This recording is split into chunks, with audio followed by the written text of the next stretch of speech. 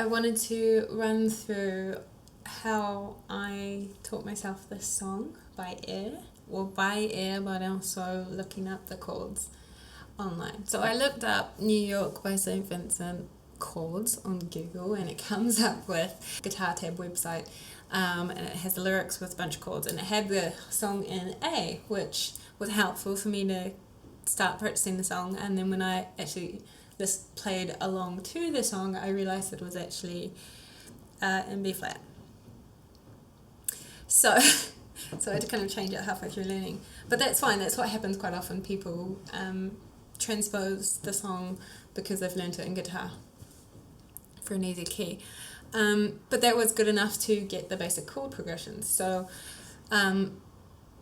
basically we're playing around with that main riff that you hear. The main refrain is between E flat major and B flat major.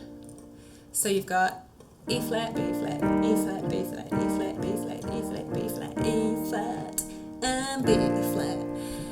That's the refrain, and then we've got the verse chords. B flat major, and then so to start off with, I don't really play the rhythm unless I get it immediately, but I'll just play the chords to get used to them. So just play them in root position,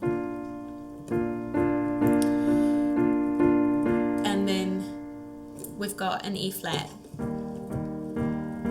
but in the melody she's singing a D, so we make that an E flat major 7.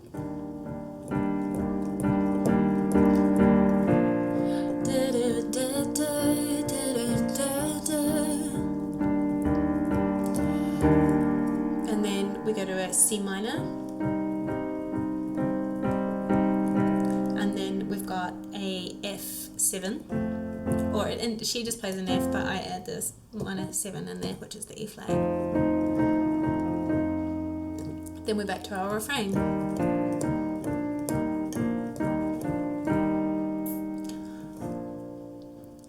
So what I normally do is I get the chords first, so that's just the verse and the refrain. When we go to the chorus, which is quite simple as well, we've got like a C minor, D minor, E flat major, and then F major. So we're just ascending. And that's the chorus, just repeated. So there's very few actual chords in the song.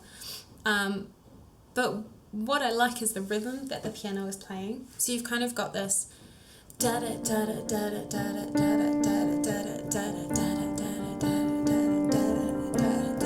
So it's kind of syncopated. Every now and then it goes off that beat, but mostly it stays on. So you practice that rhythm for a while. You can just kind of try and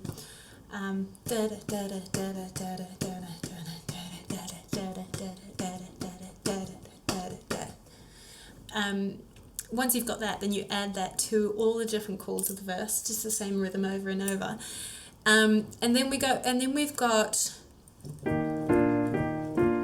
so the way the piano actually plays it in that song is the top note we have is the G and F. So what we want to do is play the inversions of these chords that mean that note is at the top. So you'll find that the E flat major in second inversion, so starting with the B flat note with the G flat at the top means that G is there, and then B flat root position has the F at the top, so that way we can bring out those notes.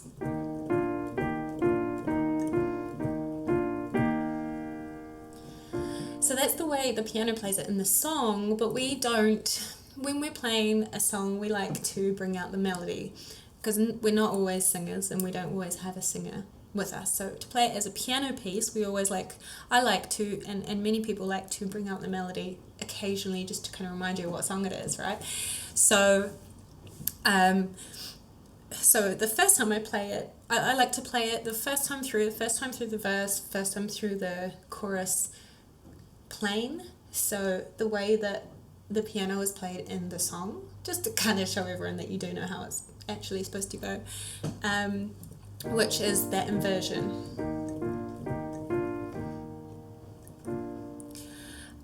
But if we want to add the melody in, which I normally do in the second part of the song. So once we get to the second verse, we want to bring the melody in, and this makes it more difficult to sustain with the rhythm. So you're kind of it's a little bit of a back and forth between the melody and sustaining the rhythm of the chords.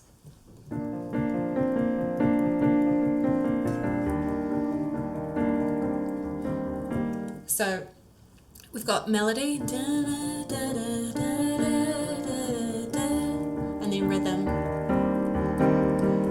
and then back to the melody.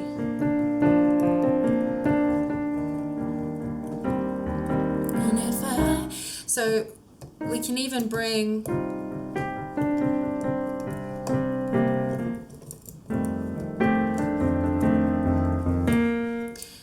and just keep bringing the melody right through.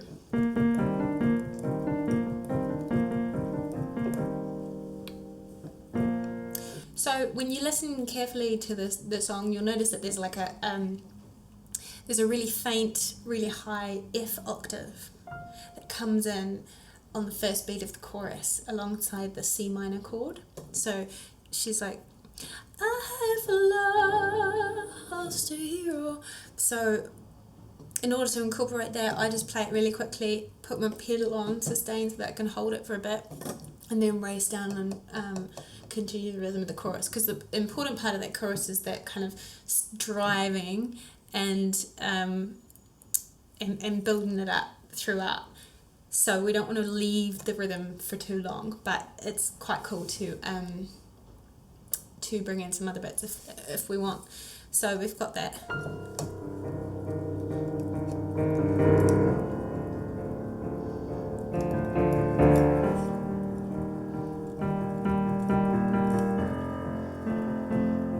And then we've got a little riff between the A and the B flat on the last chord there,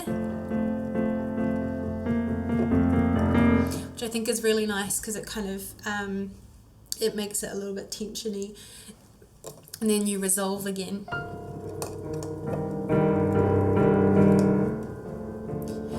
And something you might notice is that she does with the arrangement is each chord builds and then comes back again and then builds again and then comes back in, but overall you're building. So you kind of start really quietly, build, and then build a bit more.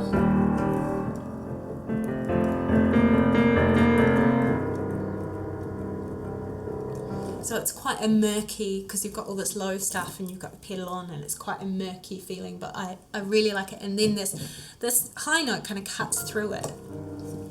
So basically you start with the piano part, figure out how that goes, get the basic overall gist of it, work in the rhythm, then in the second time through the verse and chorus, work in the melody, and then by the time you come into like the last choruses, you're trying to mix it up and make it more of your own sort of piano arrangement, make it a bit more interesting.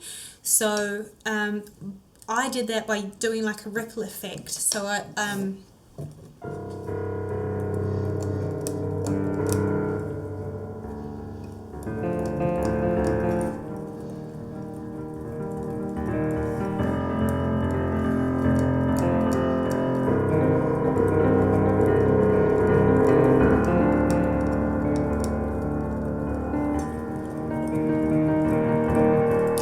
I did this bit at the end, which is the melody. I'm in a loss, I do it all again,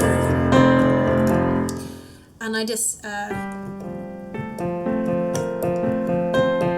it's just in ascending octaves, but continuing to play the F chord, and I just did that because I thought it was dramatic. It's not in the song at all, and then big massive chords, which kind of remind me of sort of Bohemian Rhapsody a little bit, just the big grand chords.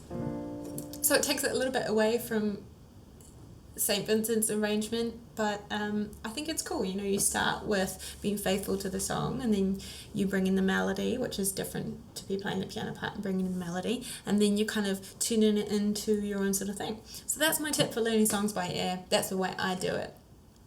And that's how you can learn the song if you want.